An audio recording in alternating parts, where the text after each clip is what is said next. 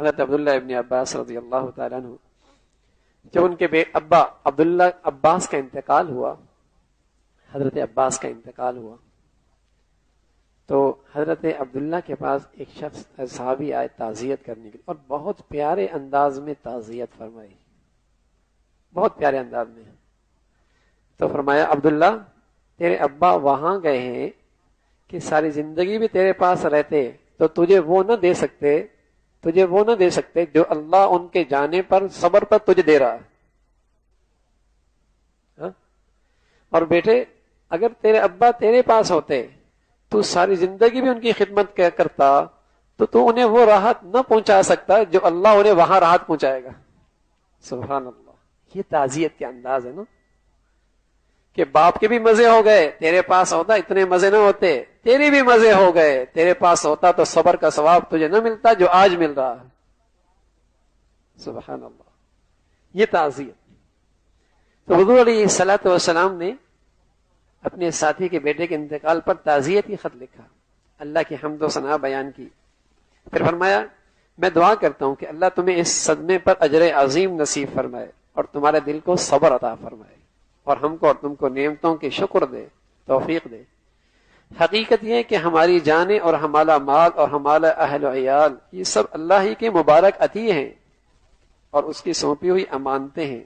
تو یہ بیٹا بھی اللہ کی ایک امانت تھی، اللہ نے لے لی، اور اللہ نے جب تک چاہا عیش کے ساتھ، خوشی کے ساتھ ہمیں ان نعمتوں سے فائدہ اٹھانے کا موقع دیا اور جی بلانے کا موقع دیا. اور جب اس کی مشیت اور چاہت ہوئی تو اللہ نے اپنی امانت واپس لے لی اور تم کو اس کے لیے بہت بڑا اجر دینے کا فیصلہ فرمایا.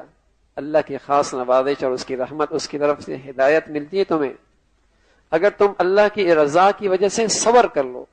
پھر اے معاذ صبر کرو، ایسا نہ ہو جزا فضا کر کے تم اپنی اجر کو ضائع کر دو اور پھر تمہیں بعد میں ندامت ہو کہ صدمہ بھی ہوا، ثواب بھی نہیں ملا. اور پھر فرمایا یقین جانو جزا فضا سے تمہارا بیٹا واپس نہیں آئے گا اور رونے شکایت کرنے سے تمہارا رنج اور غم دور نہیں ہوگا، ہاں تمہاری نیکیاں ضائع ہو جائیں گی. اس لیے اللہ کی طرف سے جو حکم اترتا ہے وہ ہو کے رہنے والا ہے، بلکہ یقیناً ہو چکا ہے. جابر رضی اللہ تعالیٰ عنہ کی شوہر سفر پہ تھے، پیچھے بچے کا انتقال ہوا تو ماں نے اپنے دل کے ٹکڑے کو نہلایا، کفن پہنایا، سلا دیا. ہاں کیا دل گردہ تھا ان عورتوں کا بھی.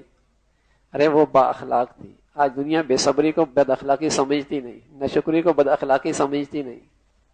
یہ میرے نبی کے اخلاق ذکر ہو رہے ہیں، اخلاق جس سے امت بانجھ ہوتی چلی جا رہی ہے، کیا مرد کیا عورت. اس خیال سے کہ شوہر دیر سے آئے گا، تھکا ماندہ آئے گا، اگر اسے یہ خبر سناؤں گی تو رات کی نیند بھی جائے گی، کھانا بھی نہیں کھائے گا، اس لیے غسل دے کے کفن پہنا کے لٹا دیا کہ رات کو میاں آرام سے آئے، آرام کرے، کھانا کھا لے. اسے کھانا دیا. کیا دل کا ٹکڑا اس عورت کا، اور کیا اس کے اندر صبر ہے، اور کیسے اللہ کے فیصلے پہ وہ راضی ہے. شوہر کو کھلایا بھی، پلایا بھی، سلایا بھی. صبح ہوئی وہ بہت پیارے انداز میں اپنے میاں سے مخاطب ہوئی، کہنے لگے جابر اگر کوئی تمہیں امانت دے اور پھر اپنی امانت واپس مانگے تمہارا کیا رویہ ہوگا. کہا جو جس کی امانت ہے خوشی خوشی اسے واپس کر دوں گا. فرمایا جابر اللہ نے ہمیں بیٹے کی صورت میں چاند کی شکل میں ایک امانت دے دی تھی، اللہ نے اپنی امانت واپس لے دی. اللہ نے اپنی امانت واپس لی. انا للہ و انا الیہ راجعون.